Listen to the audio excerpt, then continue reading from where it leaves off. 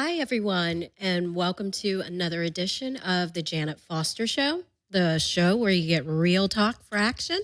You can reach out to me live right now on social media. Get social with me on Facebook at Janet Foster. And there's a post already there waiting. And it actually has the question of the day. And this goes for all social media. You can hit me up on Facebook at Janet Foster, on Twitter at Janet D. Foster, and that's D for Deborah, Janet D. Foster, and on Instagram at Janet D. Foster. And the question of the week, I posed it earlier. I posed it after last week's show. Reminded everyone again today, got some great feedback, and I've got some great shout outs from some power listeners. I call you power listeners. And, thanks so much for the love of the show, listening to the show, and also the suggestions for topics too, additional topics and other things that you want to know. And I do appreciate you asking me about my take. And what it does is it lets me know that I am bringing you the facts, and I bring you the facts so much that you're not able to, you want to know what I think. You know what I report, but you want to know what I think. And that for any journalist is one of the highest compliments that I could ever ask for. And I appreciate that so much. And that's why we're doing another edition this month of answering your questions. We will have other guests, from a personal perspective. I don't like to talk too much. I like to bring these stories to you, but at the same time, there's just so much going on that I want to be able to talk current events and give you information that's, I think, when we started this show last year, I can't believe we're approaching a year already. And when we launched this show last year, I wanted to be able to give you real talk that you can act on, and also real facts, because we get in this, we kind of get in these modes sometimes of having news kind of told to us, or what someone else thinks is important. And, this is why this is kind of a combo: politics, entertainment. We talk about a little bit of everything right now. But I just appreciate that, and I'm going to continue that, and I'm going to give you a preview of some of the things that we're going to talk about in the coming months, and even the coming weeks, actually. But I want to get these shout outs because the show keeps growing, and it's such great commentary that people are sharing with me, and I'm going to share some actual thoughts that we received. Last week, after I, did the Wisconsin primary results and kind of gave you a quick analysis of what was going on, I posed a question of the week, and you can still respond to it right now since I'm live. But the question of the week for this week, and I posted it on Twitter, Instagram, and on Facebook. And the question is, do you think by next week, by the end of this month, will both political parties have their nominees? And the reason why I'm asking that question is because April, this is a big month in terms of primaries. I know that we just had we had a caucus over the weekend. We had last week's primary in Wisconsin, which we covered. But so I'll talk a little bit about the caucus over the weekend and kind of what that means, and also I have to say, even the bad comments that I've gotten. I actually had two people come for me over the weekend. So I'm going to talk a little bit about that. But let me get these shout outs really quick. On Instagram, I'd like to thank and and just thank and recognize 3 power listeners. The Urban Realist, thanks for the love. Gray Nomads, you are really spreading the word, and thank you so much for the people that you are just referring to the show. Thank you. And President Doodle, thank you so much for sharing your thoughts and just giving me love there. On Facebook, Benita Arsenault, thank you so much. And definitely thank you so much for your interaction. We talked about the question of the week last week, dealing with black on black crime. Thank you so much for your comments. And Roselle Porter, a new listener who said they found the show, which I'm glad you found the show. And please share so others can find the show. Thank you, Roselle Porter, and welcome to what I call this experience and I think new experience in talk radio. And please feel free to hit me up anytime. And Twitter, got two power listeners that I really want to not only give shout outs to, but also share their thoughts too on last week's question. Tippy Smith, thank you so much, and AKA Mickey. And thank you for your commentary on Twitter. And your commentary was involving black on black crime. And I'll get into that a little bit. I kind of covered it a little bit last week, but I'm going to go a little bit in depth and bring up Tippy and Mickey's commentary, in addition to some latest developments that we've had, and just some of your overall commentary to me. But right now, we're going to switch in, and I'm going to talk a little bit about the primaries, and specifically the over the weekend. It was really only one contest, and that was the Democratic caucus, and that was in Wyoming. The Republicans were quiet, but both parties had activity with Wisconsin last week, which we talked about that. So that one's over, and Wisconsin happened on Saturday night. And basically, it was a 7-8 split, meaning there were a total of 15 delegates, and Hillary Clinton got 7, and Bernie Sanders got 8. And these were caucuses. And caucuses are a little bit different than primaries. And, weeks ago, before all of these primaries and caucuses rolled out, I kind of broke that down a little bit, where caucuses generally,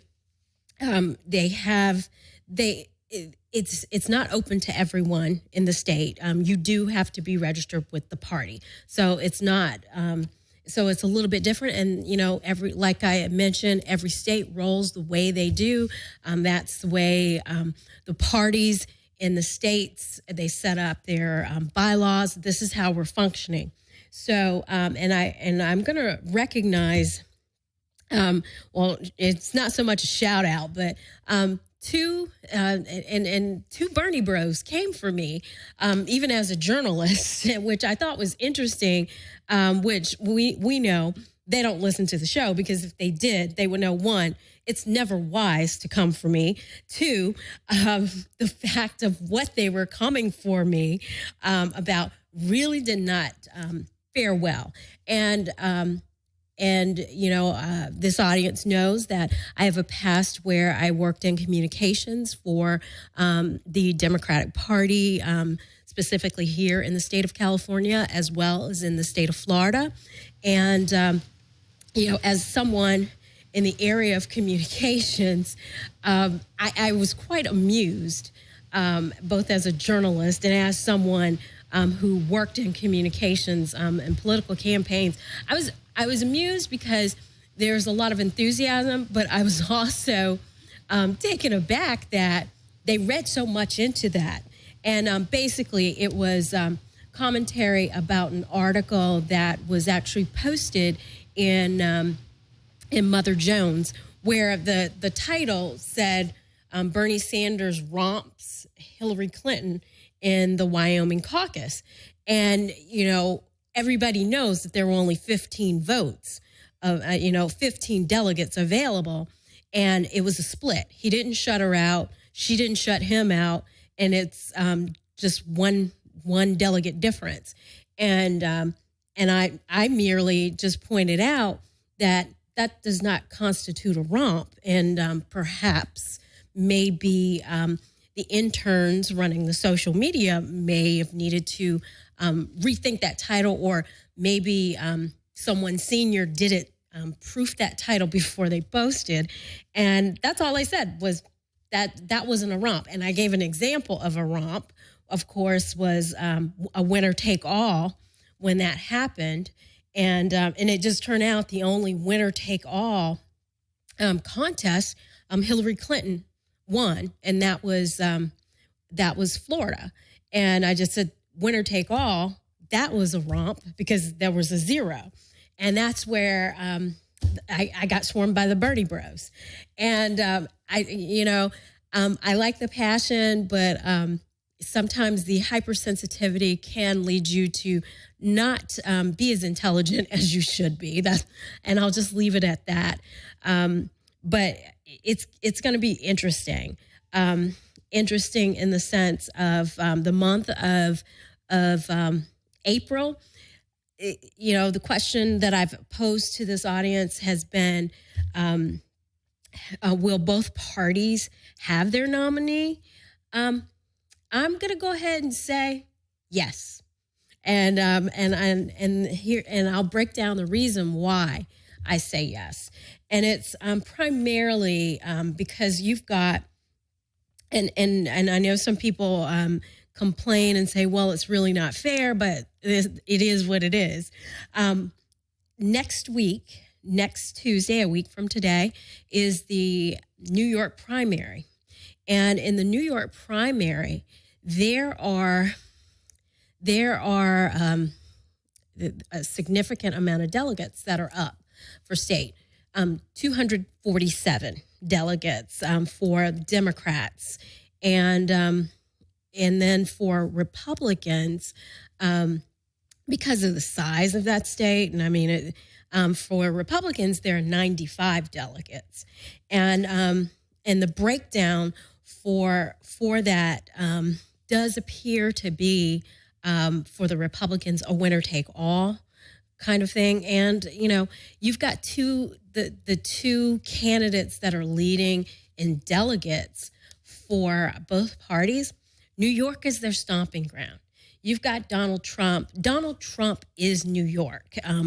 Whether you agree with his speech, how he's presented himself in this race, he is New York.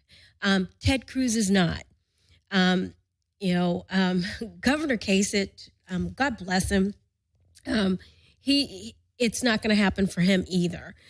He is picking up a little bit, but he seems to be doing well in what I would call rural New York,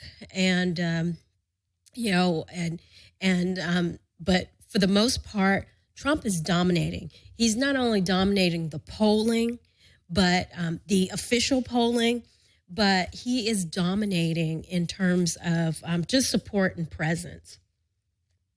And and what seems to be happening in the past few days with Ted Cruz, there just seems to be more and more issues in terms of how New Yorkers are rejecting him. And it's muddy because now, it seems to be the discussions about I think Ted Cruz's wife, which I think that's just crazy, but it apparently is. I think it's an issue to detract away from the fact that probably Trump is going to take New York. And I mean, not just.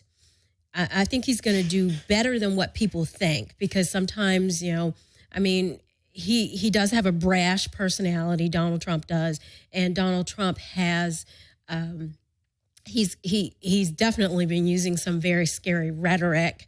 There is a tendency with some New York Republicans, particularly those on Wall Street and Park Avenue, and specifically Park Avenue, because those individuals are trying to support Ted Cruz, which he doesn't really fit in with what they're trying to do. And there's sort of this vendetta of fitting in, not fitting in with Trump, with the whole what I refer to with the Republican Party as the cocktail set.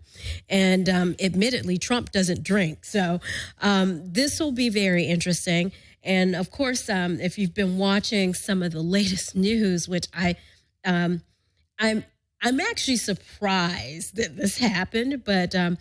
In the last 24 hours, it's come out that two of Trump's children can't vote for him, Eric and Ivanka Trump.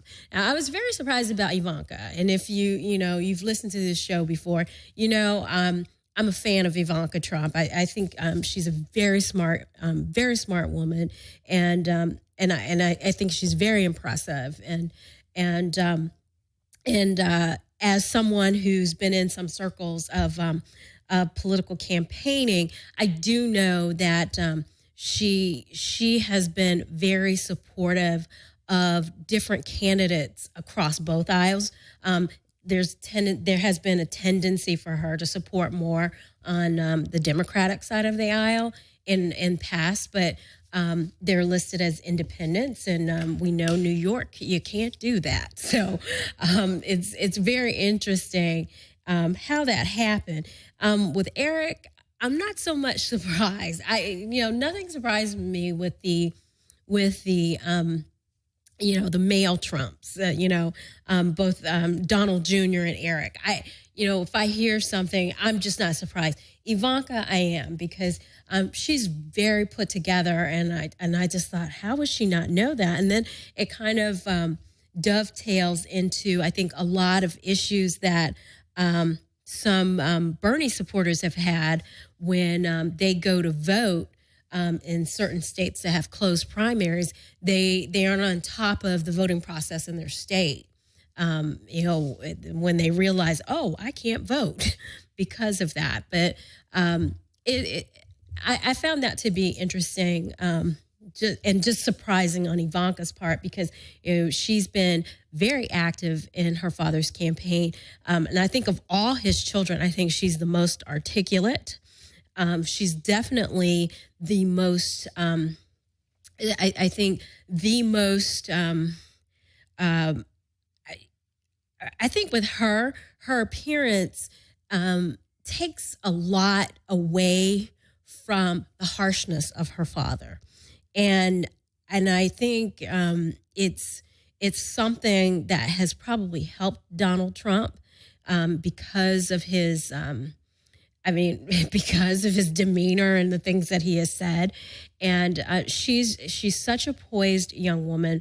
And like I said, you got to give her props, and I give her her props. And she's someone who I'm just very surprised that this happened with her. So, but it was interesting. And I think, some pundits, they had fodder over it and they laughed over it and things like that. But that was just pretty interesting.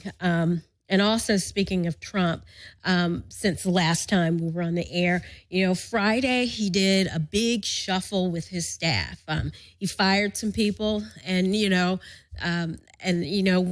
before Trump started running, I always said two things I admired about the man. I admired the hotels that he's built, and I still will say this: if you've never had the opportunity to stay in a Trump hotel, you need to put that on your list. I know that, and I think Ivanka is actually over that division. So that's her legacy. That's what she's taking care of. So give her love on that. And she's a part of running that and continuing in a lot of new projects.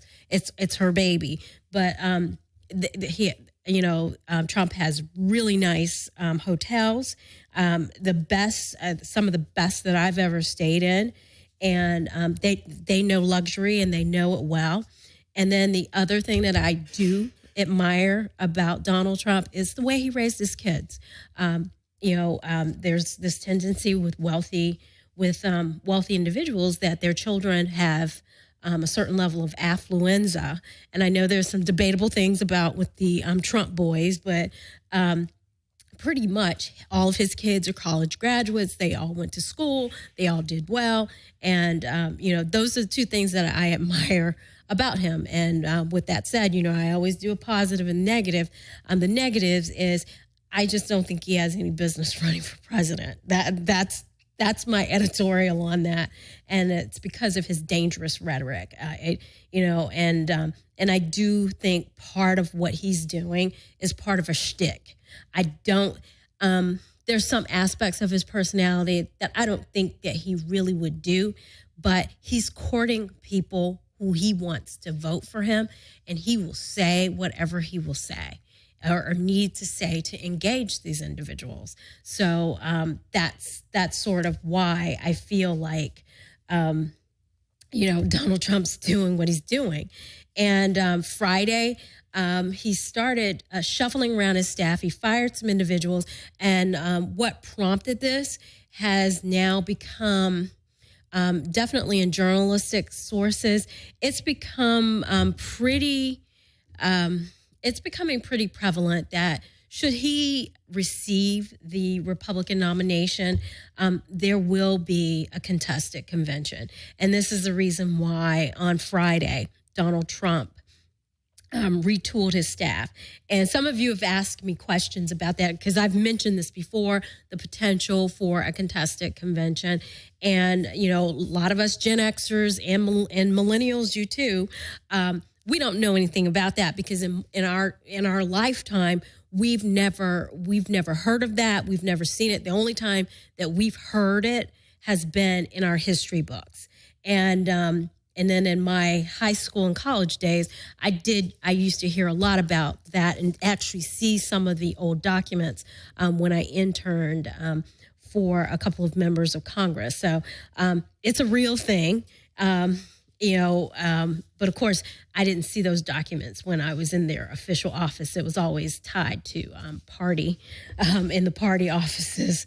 But it's a real thing where potentially what will happen and what's still happening is there's negotiations going on right now. And what potentially can happen is Marco Rubio dropped out of the race. He still has delegates. He has not endorsed anyone, and he has not given any of his delegates away. And sort of how the Republican, how their guidelines are set, those individuals can, and Marco Rubio can go to the Republican National Convention in Cleveland, and he's got his delegates, and he can use his delegates as a negotiating piece. And whatever, obviously it's not going to be for a ticket, but and who knows, he might be on a short list for a vice president, which whoever selects him, let's just hypothetically say someone selects him to be their vice presidential running mate, those delegates go with that person. So, and that was the same with Donald Trump reaching out to Ben Carson. And, Ben Carson had delegates and he got them. And so he did endorse Trump. And those delegates essentially, based on that kind of verbal handshake of the endorsement, can eventually go to Trump. But it was only a nominal amount. But whereas Marco Rubio, I think he got over 160, I believe. He has 160 of those. So that can happen, as well as what can happen is from the actual floor, a nomination can come. And you've been seeing that in the news. Paul Ryan has been denying, but it could potentially happen, and he might be the choice of the Republicans to run on the floor if that were the case. The Republican convention is in July. What I find interesting is people are so up in arms about the choices for president. I can't wait to see how people are going to react when these individuals select running mates. It'll be just very interesting. Trump, particularly, because he's totally not only an outsider to politics, but he's an outsider to the Republican Party. And, he doesn't have any Republican friends that could potentially be called on. I mean, the posing with, being Dr. Carson, Dr. Ben Carson, that doesn't bode too well because Dr. Carson, in terms of his own performance, he's not presidential, which also means too he's unpresident, and he definitely can't be a vice president because he's not even vice presidential material as well. Pretty much the only thing that he might be good for and most appropriate for any Republican who gets the nomination is Surgeon General. You can't take that away from Dr. Carson, and actually that's what he should be doing of anything. He should stick to the clinical piece of medicine, not the distribution of health care, because he doesn't really know about that. Most physicians don't. But in terms of the clinical care, that's his jam. That's what he was on this earth to do, and I think he needs to focus on it a little bit more. But on the Republican side, I think next week is going to be very telling. And it's going to be a wrap up because when you look at the deficit between both Trump and Cruz, is right now, to get the Republican nomination, the winner needs to secure the nomination. They need to get 1,237 votes, and Trump is only 494 votes away from that. And presumably he could pick that up this month for sure. And because right now he's sitting at 743 and Cruz is sitting at 545 votes. And he, to get the nomination, he's sitting at 692. He needs 692 votes. 92 delegates to get the nomination. And then poor Governor Kasich, he has 143 delegates. If he were smart, he should be trying to strike a deal with Marco Rubio, where it could at least put him in striking distance of Cruz, where it's reasonable. But I definitely think this is becoming a two-man race. I don't want to talk about Governor Kasich like he's not here, but he's not being very competitive. He needs to do really well. He needs to have a really good showing in New York before he just becomes the total hopeless case. But right now, it's definitely a two-man race in the Republican nomination process. Now, over to the Democrats. For getting the nomination, the person needs 2,383 delegates to get the nomination, and there's still 1,938 possible that are still left. And right now, Hillary Clinton has 1,758 delegates, and Bernie Sanders has 1,069. And the deficit between Clinton and Sanders is 689. And what's different between the Democrats and Republicans, obviously, their charters based on the different states that have how they award their delegates. It's different.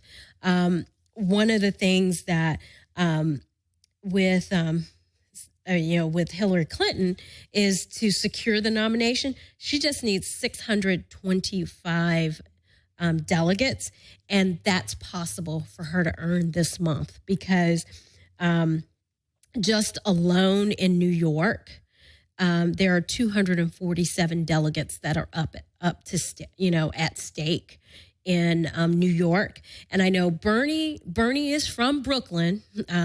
He doesn't talk like he's from Brooklyn, but Bernie was born and raised in Brooklyn, and he's been doing the rounds in BK.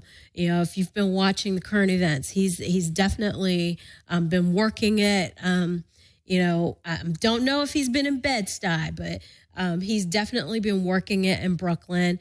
And also, though, Hillary Clinton has been working it in New York as well. And, just like how Bernie, it was, in Vermont, how, he's that state senator. Well, New York, Hillary Clinton was their senator. And also, too, Bernie has been very critical of Wall Street. And, Wall Street is what makes the world go round. Yes, there are some things that need to change, but to generalize all of Wall Street and the financial community, this could be a backlash for Bernie with New York. And that's why a lot of polling data, the official polling data has Hillary Clinton in double digits, well above Bernie Sanders in the state of New York. And then also looking at Democrats on Wall Street, because people forget that there are Democrats on Wall Street. Among Democrats on Wall Street, they're not feeling Bernie for obvious reasons, and a lot of the feedback has been he just doesn't understand their jobs, and he doesn't understand how the financial industry wants to correct itself, those things. And so it's going to be pretty interesting at how things are. And I do have a note on the Wyoming caucus. I thought it was 7-8, but it's actually 7-7. So it was a 50-50 split.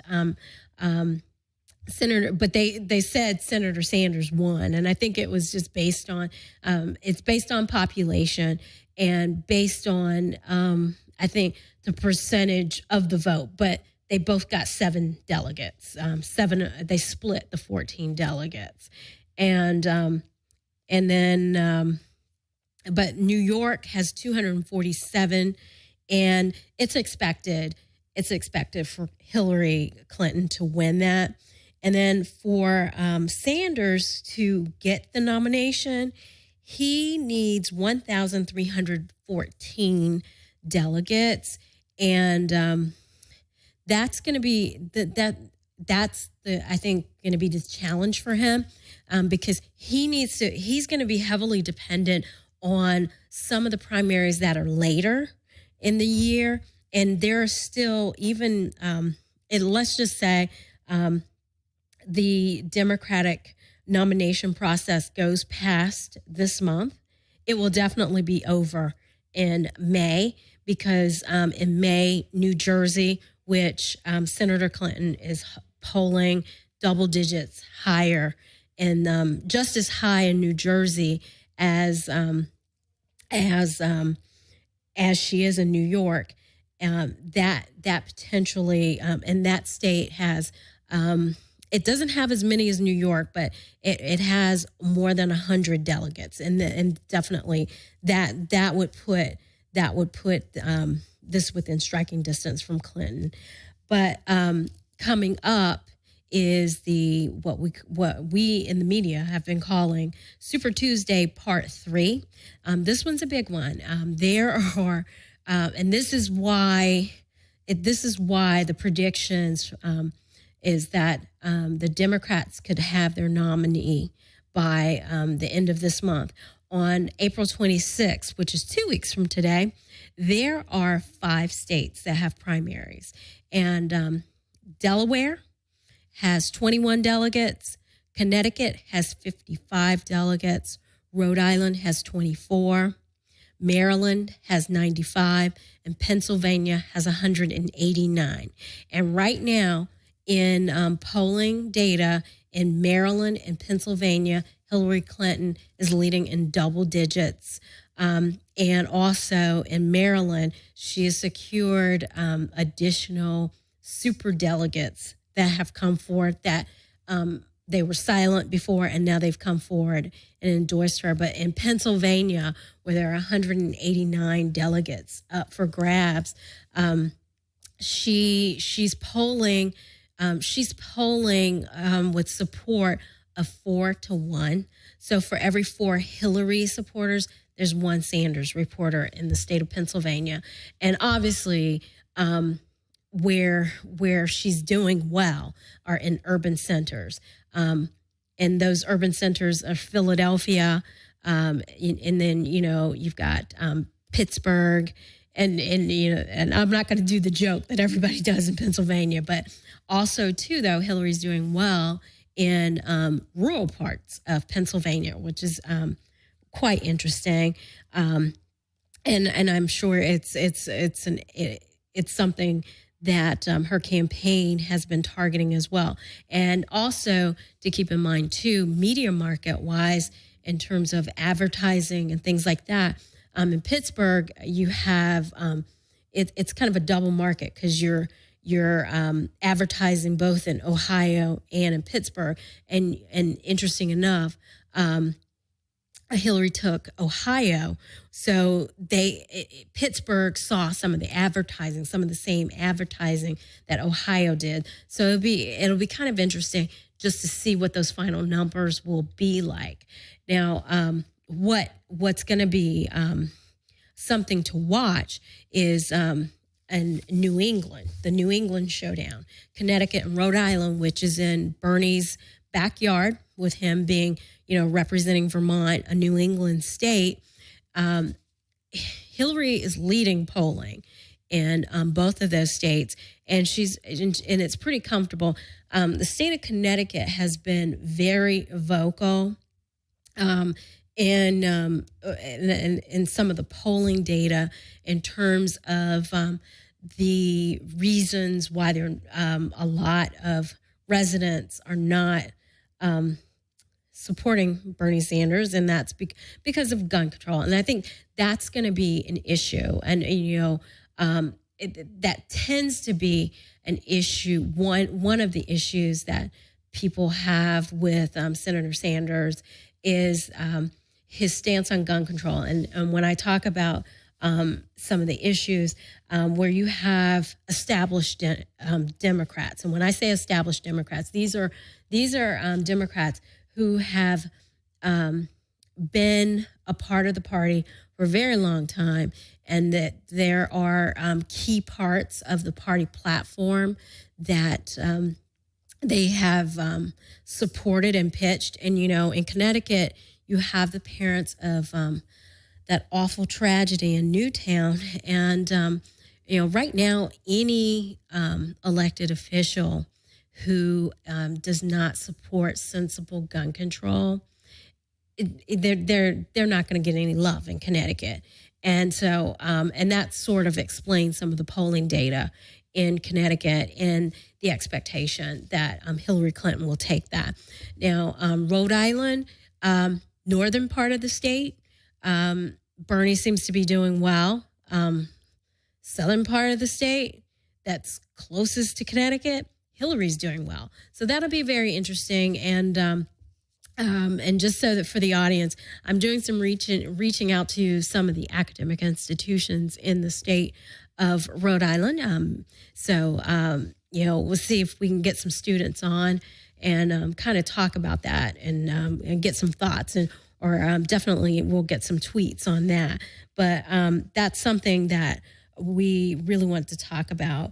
And potentially in the next 2 weeks, the Democrats should be very, very close to kind of moving forward. And and as these parties get closer to their nomination, their nominee, then we start to, as journalists, we start looking at and we start asking about, well, who would you consider for a running mate?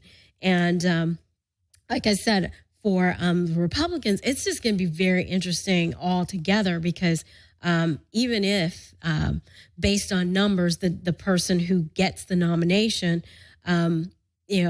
it could be contested. So even if the person selects a running mate, that the entire ticket could be contested at convention. So that tends to be messy, and then for the Democrats, it's really interesting who could potentially do it. There have been so many names around, and we've got a special show coming up at the end of the month that we'll talk a little bit. I'll talk about some of what I'm hearing and those things, but I don't want to bring it up yet, but it's pretty exciting. We're going to move along since I've kind of beaten the primary thing to death, but I want to move on to, over the weekend, there was a tragic death of a New Orleans Saints player, Will Smith, involved in a traffic, kind of a traffic problem. And all of a sudden he loses his life.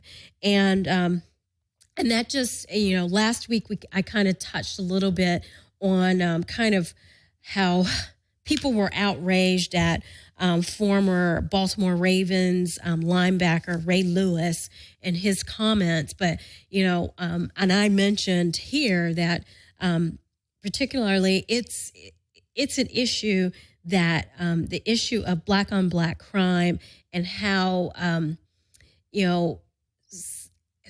some people remain silent. And, it's something that I think we all should be talking about. And regardless whether you are Asian, Black, Latino, white, Native American, biracial, whether you're European, working here in the U.S. or anything, we all should be talking about it. And we should all be outraged.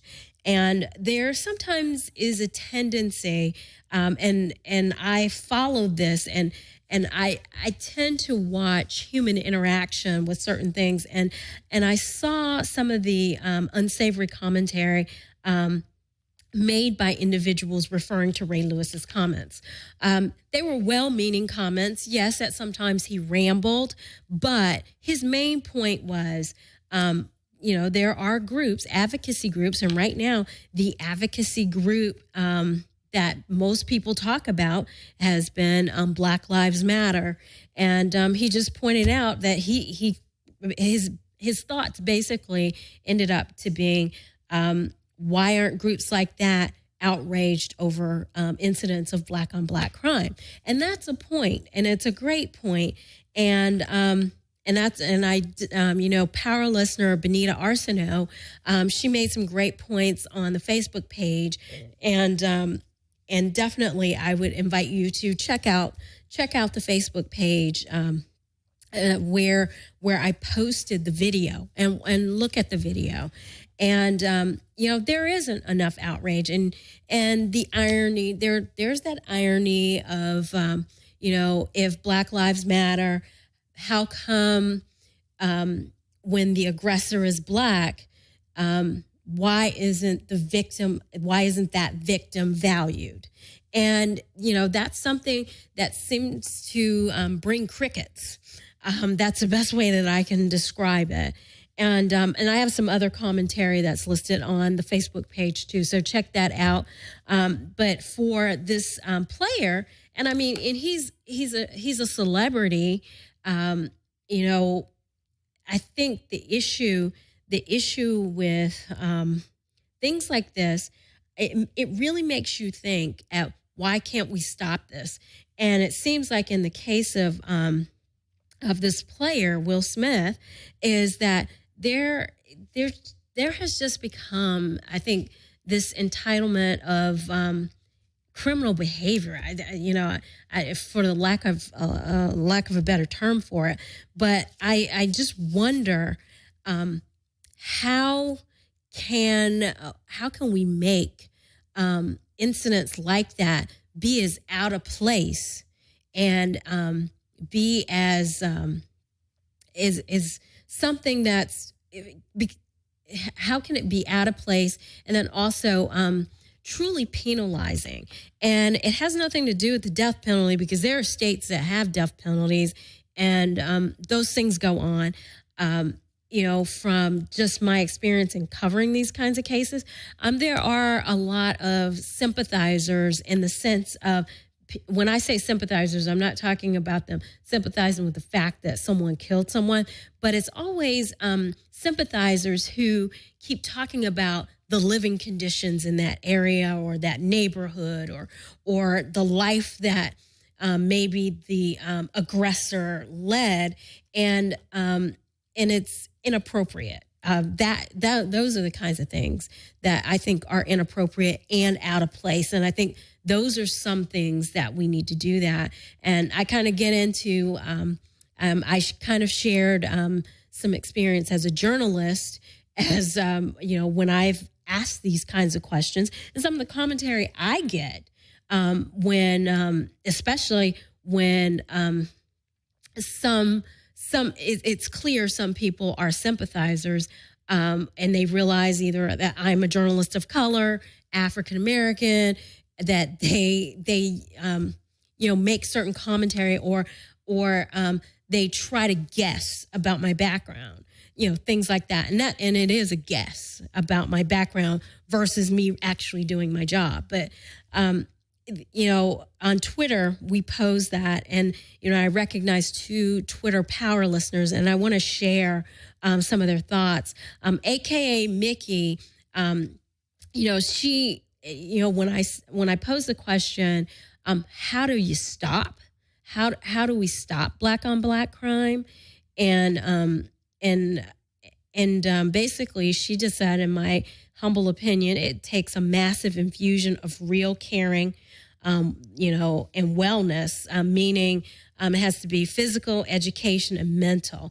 And it's those things. And I kind of agree with that. And I also want to mention that, I'm talking about this in relation to the current event, because the video that Ray Lewis did went completely viral, and obviously it's not something that we're generalizing, because not all black people are killing people. Not all black people who live in the hood kill people. It's we're talking about the high incidence, and there are just, it's something that, of all the problems that are being dealt with, for some reason, it's something that continues to persist. Tippy Smith, the other power listener on Twitter, she just said, her suggestion was black women, men, pastors, all black men talking to each other. And she attributes some of this issue to fatherless generations. That's, it's almost bringing these people together, which, I want to thank you for your feedback and, and your response. I do think that, the whole fatherless thing, that doesn't have anything to do with that. There's no correlation between them, because there are a lot of people who either their fathers are deceased, or, based on their circumstances of birth, they may not know who their fathers are. There are people who don't kill. There just has to be a reason, a reason for that, and I know in some communities there's drug violence as a result, and that's how some of these crimes happen. And then there's just like what happened to Will Smith, of a celebrity, a football player who was involved in a traffic accident. And I know in just the past few days, there's been incidents of, discussion about how he was involved in a hit and run accident. And then there's been threats by certain individuals, like his friends have now felt like they had to carry weapons. And it seems to be, I don't want to minimalize anyone's situation, but it just seems to be a lot of posturing, and I think a lot of unnecessary behaviors that really aren't normal. That's about the nicest way I can say it. It's not normal to communicate like that, and why these individuals are like that. Don't know.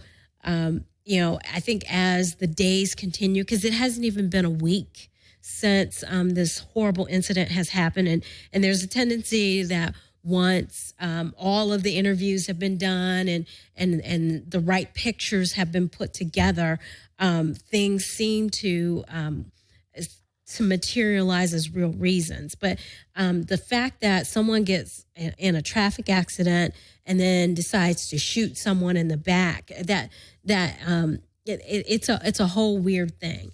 And just to know that someone, I guess, became unhinged, or that someone just felt like that was a normal thing to do, to pull out a gun like that. It's kind of it's frightening, and it's something that we need to talk about. And definitely, it is something that if you're an advocacy group for addressing issues, that is something that we need to talk about. But it's my assumption all along, though, that group like Black Lives Matter, they're a hashtag for sure. There appears to be, I think, certain instances when Black lives do matter and where it's not in their scope. And it's not to say that they are casting non-value on anyone. It just seems to be their scope, and sort of as a journalist, how I'm going to treat the kind of identify, and it's sort of how I identify with them, is that their scope is police brutality. Anything out of police brutality, maybe they shouldn't be talking about. And I'll even go further with maybe they shouldn't be talking about presidential races and things like that.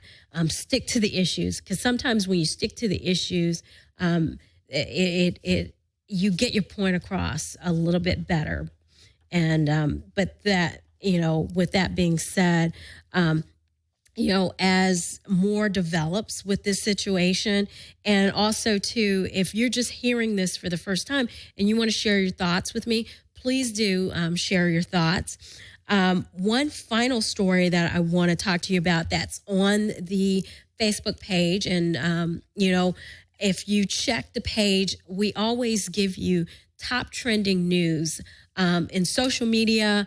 And sometimes it's top trending in the U.S. and sometimes internationally. And we have a top trending story internationally. The terrorist group Boko Haram. And you'll remember these were militants that they stormed a school in Nigeria and they kidnapped young ladies. And they are now using child suicide bombers. So at another time, I'm going to do a little in-depth on this, and we're going to get an expert in here to talk a little bit about child soldiers.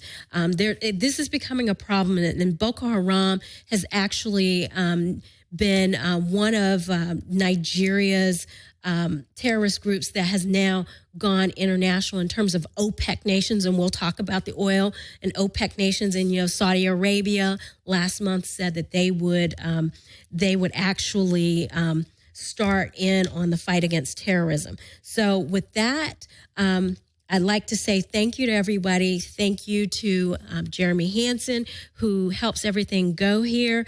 And catch me on Facebook, Twitter, and Instagram. Have a great week, and we'll see you next time when we get together again. Have a wonderful week, everybody.